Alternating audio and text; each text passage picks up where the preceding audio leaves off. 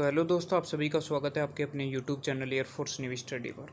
तो navy MR की तैयारी करने वाले कैंडिडेट्स जो भी है, तो कह सकते हैं कि 99% कैंडिडेट्स के दिमाग में एक ही चीज़ यहाँ पर चल रही है।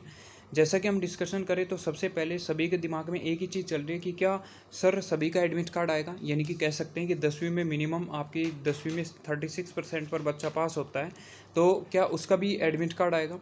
दूसरी कंडीशन में एडमिट कार्ड आता है या नहीं आता, तो हम फॉर्म फिल करें या नहीं करें। कम परसेंटेज वाले बच्चे पूछ रहे हैं कि सर हमारे 80% से कम है, वो कैंडिडेट्स ज़्यादा यहाँ पर थोड़ा प्रॉब्लम में है और पूछ रहे हैं कि नेवी एमआर का जो फॉर्म भरे या नहीं।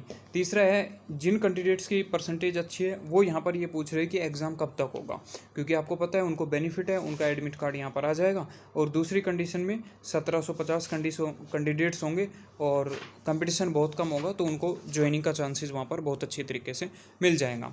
लेकिन क्या आप यहाँ पर देखेंगे कि नेवी एमआर को 95% जिसकी 10th क्लास में है वो ज्वाइन करेगा या फिर आईआईटी को ज्वाइन करेगा, ठीक है, या फिर आपके जो भी नीट की तैयारी है, जो बड़े लेवल की तैयारी करेगा, ठीक है।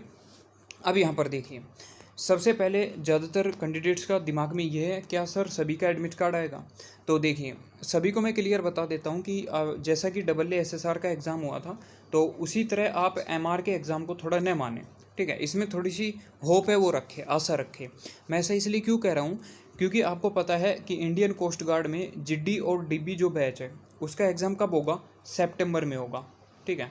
आपको पता है कि सितंबर में होगा, लगभग मिडिल वीक में, ओके। इसकी लास्ट ऑनलाइन फॉर्म डेट की हुई है 16 तारीख है शाम को 6 बजे जुलाई को, ठीक है। जिन्होंने फॉर्म फिल किया फिल कर देना।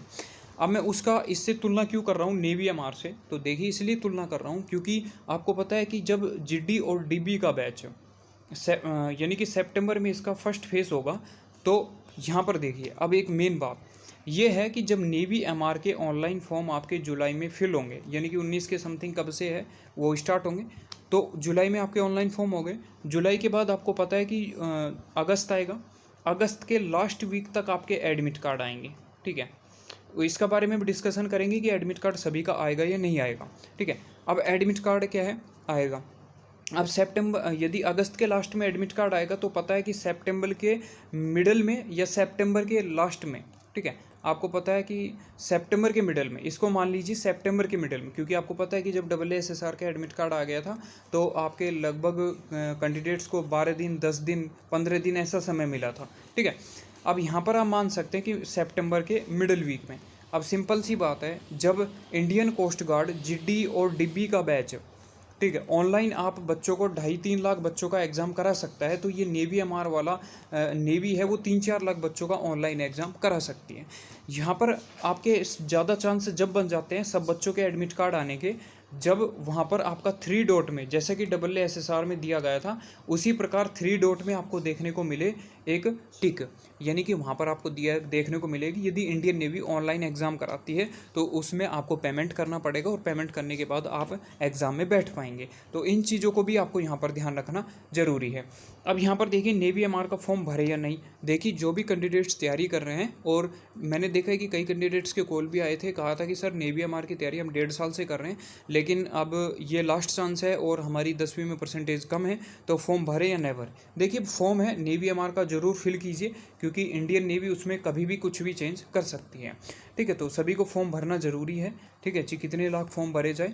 तीसरी कंडीशन में एग्ज़ाम कब तक होगा, मैंने इस वीडियो में क्लियर कर दिया कि सितंबर के मिडिल वीक तक आपका एग्ज़ाम है वो इंडियन नेवी का कंडक्ट करा लिया जाएगा।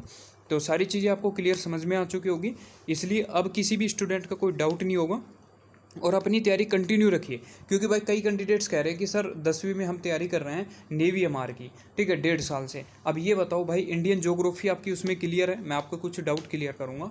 और दूसरी कंडीशन में इंडियन ज्योग्राफी यदि आपकी क्लियर है, उस दूसरी स्थिति में आपकी मैथ अच्छी है, साइंस अच्छी है, तो कोई दिक्कत नहीं है भाई। एमआर में यदि आपका सिलेक्शन नहीं होता है, आपकी एज लिमिट निकल जाती है, तो एसएससी जीडी होता है उसके ऑनलाइन फॉर्म निकलते हैं, ठीक है। अन्य कोई भी आपके सेंटर लेवल की जो वैकेंसी है, एसएससी एमटीएस की जो वैकेंसी है वो निकलती है, तो उसमें आपका जो पोर्शन है, बैकअप जो आपका बेस है वो अच्छा रहता है। आप आराम से उन एग्ज़ाम में थोड़ी सी मेहनत करके उनको निकाल सकते हो, यानी कि आपकी एमआर की मेहनत का बेनिफिट आपको वहाँ पर देखने को मिल जाता है। तो मेरे हिसाब से सारे कैंडिडेट्स इस वीडियो को अच्छी तरीके से समझ चुके होंगे। मिलते हैं नेक्स्ट वीडियो में, तब तक के लिए जय हिंद।